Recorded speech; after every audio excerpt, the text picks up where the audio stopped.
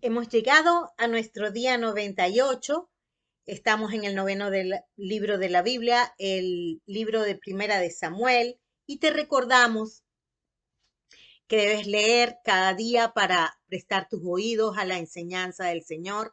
Ese es tu alimento, ese es tu maná diario, esa es la tierra que fluye leche y miel, de la cual te vas a alimentar. Eso es Cristo mismo. En el capítulo 25, y vamos a comentar tres capítulos, 25, 26, 27, y en el capítulo 25 comenzaremos por hablar de Nabal, un hombre tan perverso que no había quien pudiera hablarle. Era duro de corazón, no tenía entendimiento de la palabra, no tenía temor de Dios, era borracho, pagó mal por bien a David, quien lo había bendecido y protegido, no lo quiso ayudar en su necesidad, le negó su pan, le negó el agua, le negó la carne. Su visión de David fue humana y carnal. Lo vio como un siervo que huía de su señor y dijo, ¿cuántos hombres hay que huyen de su señor? No creyó en la palabra de Dios dada por el profeta Samuel ante todo el pueblo donde ungió a David. Jehová volvió su maldad sobre su propia cabeza, lo hirió y murió drásticamente, dramáticamente. En Lucas 12:5 dice, pero les enseñaré a quién deben temer. Teman a aquel que después de haber quitado la vida, tiene poder de echar en el infierno. Sí, les digo, teman a ese. En segundo lugar, veamos a Abigail, una mujer bendita de Jehová, figura de la iglesia, sabia, prudente, creyó en la palabra dada por Samuel a David, el cual lo ungió como futuro rey de Israel. Aun cuando todavía esta palabra no se había cumplido, Abigail la creyó. Ella se humilló, pidió misericordia, fue dadivosa, fue misericordiosa, cargó sobre sí misma el pecado de su esposo impío. Se declaró a sí misma una sierva para lavar los pies de los siervos de su señor. Ella renunció a su vida de una mujer rica para servir al ungido de Jehová. Proverbios 31, 30 y 31 dicen, engañosa es la gracia y vana la hermosura. La mujer que teme a Jehová, esa será alabada. Dadle el fruto de sus manos y alábenla en la puerta sus hechos. Seamos así como ella. En Primera de Samuel capítulo 26 vamos a resaltar el hecho de que Saúl nunca se arrepintió verdaderamente. Momentáneamente y en forma estéril y sin frutos dignos de arrepentimiento, él en algunas oportunidades dijo, he pecado. Incluso en el verso 21 de este capítulo dice, he pecado, le dice a David, vuélvete, hijo mío David, que ningún mal te haré más, porque mi vida ha sido estimada, preciosa, hoy a tus ojos. He aquí, yo he hecho neciamente y he errado en gran manera. Pero después lo vemos que nuevamente insiste en matar a David, así como también se arrepintió delante del profeta Samuel, pero fue momentáneo porque nunca se arrepintió de corazón ni hizo frutos dignos de arrepentimiento.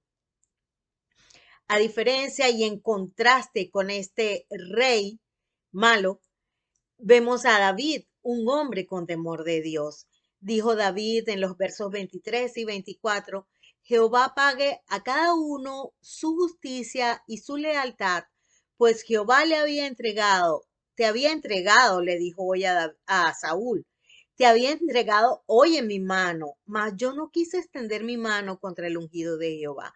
He aquí como tu vida ha sido estimada preciosa hoy a mis ojos, así sea mi vida a los ojos de Jehová y me libre de toda aflicción. Ni siquiera le dice, así sea mi vida a tus ojos, porque ya sabía él que en distintas oportunidades Saúl había procurado su muerte, desde enclavarlo en la pared hasta mandarlo a buscar. Pero David confiaba en el único en quien tenemos que confiar. David pudo tener una comprensión de algo que Saúl nunca tuvo, que Dios pone reyes, pero también quita reyes. Algunas veces mencionamos este versículo como que solamente Dios pone reyes, pero se nos olvida que también Dios quita, que Dios desecha también a aquellos a los que desobedecen su palabra, aunque no lo veamos en el momento en que lo queremos ver. Dios puso a Saúl como rey y luego le dijo que lo había desechado y entonces ungió a David para ser rey, pero David tenía que esperar que Dios lo instituyera en el trono.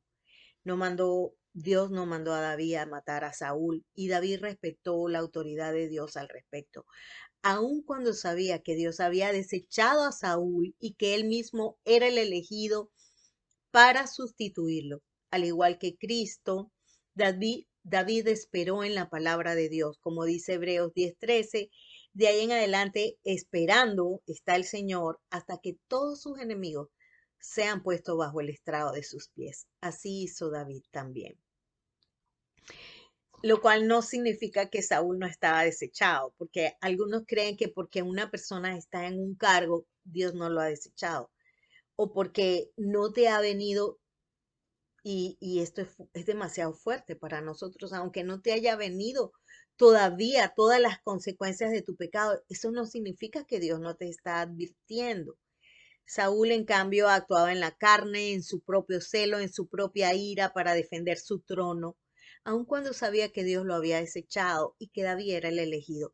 Recordemos que en el capítulo 15 de Primera de Samuel, que cuando a Saúl lo mandaron a matar al rey Agag y a destruir y acabar con los pecadores de Amalek, él le perdonó la vida a Gad y a lo mejor de las vacas, de las ovejas. No ejecutó la orden de Dios y no sintió celo por la palabra de Jehová. Pero cuando se trató de su propio trono y de la posibilidad de ser sustituido por David, observemos lo que hace en el ardor de su ira y en su celo por defender su trono y su autoridad. En primera de Samuel 22, 18 y 19 dice, entonces dijo el rey a Doeg, vuélvete tú y arremete contra los sacerdotes. Y se volvió Doeg el edomita, que era un extranjero al cual no le estaba permitido ocupar puestos de liderazgo dentro del pueblo de Dios. Sin embargo, Saúl lo había puesto y de esto hablaremos después. Y aconteció que Doeg el edomita arremetió contra los sacerdotes y mató en aquel día a 85 varones que vestían efod de lino. Y a Nob, ciudad de los sacerdotes, hirió a filo de espada, así a hombres como a mujeres, a niños, hasta los de pecho, bueyes, asnos, ovejas, todo lo hirió a filo de espada, mandado por Saúl, quien no quiso ejecutar la orden que le había dado Dios de hacer esto. ¿Qué tal?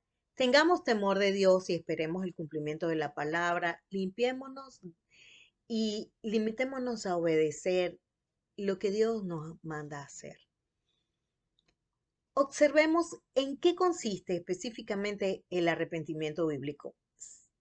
Consiste en confesar ante el Señor nuestras faltas y transgresiones a su palabra, reconociendo nuestra desobediencia.